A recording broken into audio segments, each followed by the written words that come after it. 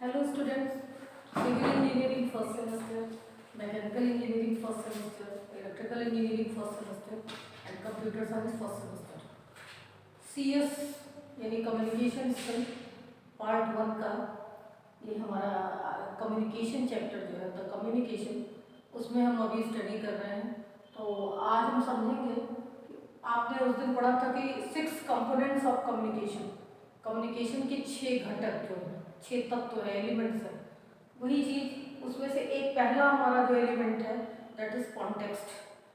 तो हमारा आज का क्वेश्चन है अलग अलग सेपरेटली 6, आप ये मान के चलिए कि 6 एलिमेंट्स में से 6 कंपोनेंट्स में से एक कंपोनेंट जरूर पूछता है क्वेश्चन में, बोर्ड में एक जरूर आना है। तो हमारा पहला क्वेश्चन है जो कि ज्यादातर आता है, what is context in communication. Communication में, संप्रेषण में कॉन्टेक्स्ट से आप क्या समझते हैं? जैसा कि मैंने बताया था, कॉन्टेक्स्ट माने होता है संदर्भ, रेफरेंस। यानी आप किसी को कम्युनिकेट कर रहे हैं तो आपके पास कोई रेफरेंस होना चाहिए। रेफरेंस मीन्स कोई संदर्भ होना चाहिए, यानी किस विषय में आप कम्युनिकेट करने जा रहे हैं। उस दिन मैंने जो एग्जांपल दिया था आपको कि hello students, please join your online classes by using your login ID so and सो। अब वहां हमारा रेफरेंस क्या था? हमने आपको क्यों कम्युनिकेट किया? क्योंकि हमें आपको इंफॉर्मेशन देनी थी ऑनलाइन क्लासेस की। तो आपने देखा होगा कि जब ऑफिशियल लेटर लिखा जाता है तो हिंदी में भी आपने देखा होगा तो एक ऐसे लाइन खींची होती है, लिखा होता है फला के संदर्भ में। सपोज दैट आपके गांव का या आपके नजदीक का ट्रांसफार्मर जल गया है, तो आप जब पत्र लिखते हैं एसडीओ को, हिंदी में भी लिखते हैं या इंग्लिश में लिखते हैं, to the SDO so and so power station, तो क्या लिखते हैं? यहाँ लिख रहे हैं to replace the transformer, to replace the transformer. यानी अधिकारी देखे तो पहले ही समझ जाए कि एप्लीकेशन आई किस संदर्भ में है। आपका कॉन्टेक्स्ट क्या है एप्लीकेशन का? कॉन्टेक्स्ट है कि आप ट्रांसफार्मर रिप्लेस करवाने के लिए पत्राचार कर रहे हैं। अब याद आया? वैसे ही आप किसी से बात कर रहे हैं तो किस संदर्भ में बात कर रहे हैं? आप किसी को मैसेज भेज रहे हैं तो किस संदर्भ में मैसेज भेज रहे हैं? आप अखबार में अगर कुछ छपवाने जा रहे हैं तो किस संदर्भ में आप छपवा रहे हैं? आपका कॉन्टेक्स्ट क्या है? जो हमारी इंफॉर्मेशन आपके पास गई थी, आपको हमने फोन कॉल किया था, किस रेफरेंस में किया था? इसी रेफरेंस में ना कि आपको अपनी ऑनलाइन क्लासेस ज्वाइन करनी है। यानी एक रेफरेंस होना चाहिए, वो रेफरेंस जो है वो कॉन्टेक्स्ट कहा जाता है। कोई मैटर आपके पास, किसी विषय में ही आप किसी से कम्युनिकेट करते हैं। अगर फालतू कम्युनिकेट करते हैं, चाहे ओरल करें बातचीत में, चाहे मोबाइल पे मैसेज करें या व्हाट्सएप चैट करें, फेसबुक पे करें, कुछ भी करें, तो उसको फालतू माना जाएगा। इट मीन्स कि you are loose talker. Loose talking क्या होती है? लूज टॉकिंग का शब्द जो आता है, लूज टॉकर कौन होते हैं? जिनके पास कोई रेफरेंस नहीं होता, बस बोले जा रहे हैं, बोले जा रहे हैं, या फालतू पत्राचार किए जा रहे हैं, फालतू की जनहित याचिका दायर किए जा रहे हैं, दैट इज लूज थिंग्स। ठीक है, तो आपके पास एक सशक्त कॉन्टेक्स्ट होना चाहिए, तभी जो है कम्युनिकेट करिए, कोई वजह होनी चाहिए बातचीत करने की। अब मेरा ख्याल है कि कॉन्टेक्स्ट शब्द आपको समझ में आ गया होगा। तो हमारा आंसर जो होगा, इतना लंबा तो आप लिखेंगे नहीं, जो कॉपी में लिखेंगे, तो कॉन्टेक्स्ट इन कम्युनिकेशन मीन्स, यानी संप्रेषण में कॉन्टेक्स्ट का मतलब होता है द फ्रेम ऑफ रेफरेंस। किसी रेफरेंस को आप किस फ्रेम में लिख रहे हैं?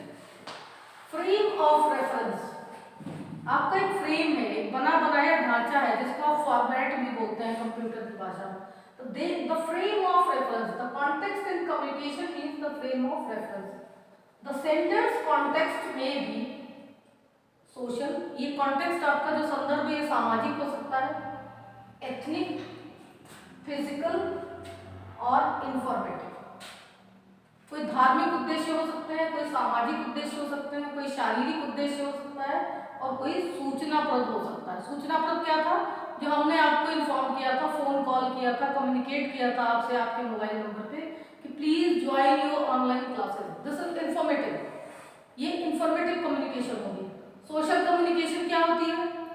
सोशल कम्युनिकेशन जैसे कह रहे हैं कि कृपया नदी में पॉलिथीन न उड़ाएं, कृपया कचरे को डस्टबिन में फेंकें, दिस इज सोशल।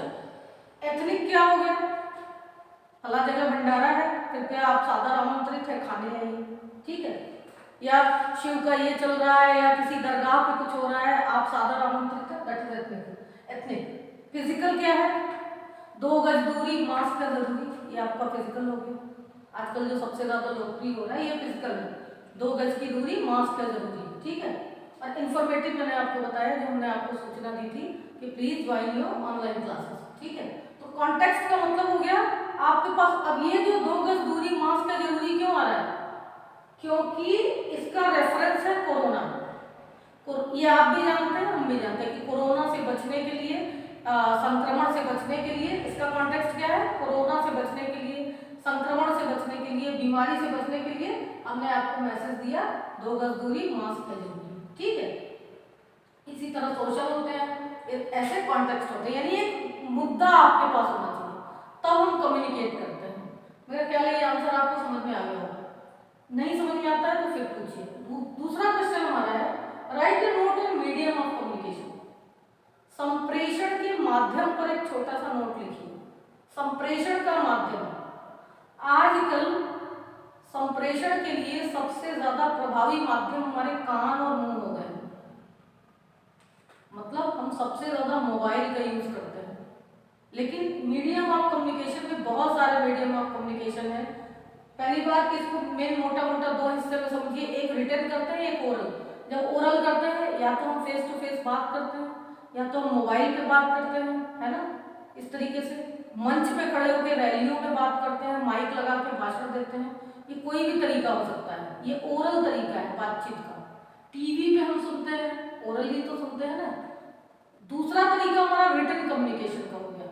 आप मोबाइल पे व्हाट्सएप करते हैं, फेसबुक पे मैसेज डालते हैं, आप मोबाइल पे टेक्स्ट मैसेज भेजते हैं, आप अखबारों में छपती है खबरें, मैगजीन में लिखा हुआ होता है, पैम्पलेट छपते हैं, ब्रोशर छपते हैं, पोस्टर छपते हैं, बैनर छपते हैं, ठीक है, फोल्डर छाप के अखबारों के बीच में डाल के दिए जाते हैं, और इंडिकेटर्स पे लिखे होते हैं गति 60 किलोमीटर, ये भी मैसेज है कि इसका कॉन्टेक्स्ट क्या होगा? इसका कॉन्टेक्स्ट होगा आपकी स्पीड को कंट्रोल करना है, गति, अधिकतम गति इतनी, ठीक है, आगे नदी है, रिवर अहेड, उसका इंडिकेशन बना होता है। ये सब कम्युनिकेशन है, बस अलग अलग इनको क्लासिफाई कर दिया गया है। तो हमारा आंसर क्या रहा है? Right a note in medium of communication. माध्यम, आप जिस माध्यम से संप्रेषण करते हैं, अपना मैसेज पहुंचाते हैं और मैसेज लेते हैं, वो मीडियम हो गया, चाहे वो मोबाइल फोन हो, चाहे अखबार हो, पोस्टर हो, बैनर हो, मंच हो, रैली हो, रेडियो हो, टेलीविजन हो, व्हाटएवर, कुछ भी हो, ठीक है, चाहे चिट्ठी लिख के पत्राचार से, डाक खाने से। आंसर हमारा क्या है? Medium is the channel by which sender transport message.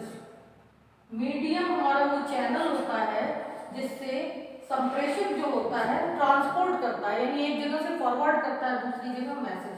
It can be oral और रिटन, ये लिखित या मौखिक भी हो सकता है।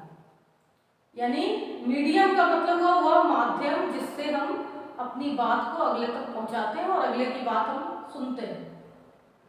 अब तो आपको समझ में आया होगा कि हम फोन से सुनते हैं, हम लिखित रूप से करते हैं, कभी कभी आप इस छत पे खड़े होकर उस छत वाले से चिल्ला चिल्ला के बातें करते हैं, आप डायरेक्टली बात कर रहे हैं, ठीक है। तो माध्यम का मतलब किस तरीके से आप बात कर रहे हैं। अगर आपको इसमें कुछ नहीं समझ में आता है, टफ लगता है, तो आप प्लीज पूछिए। Thank you.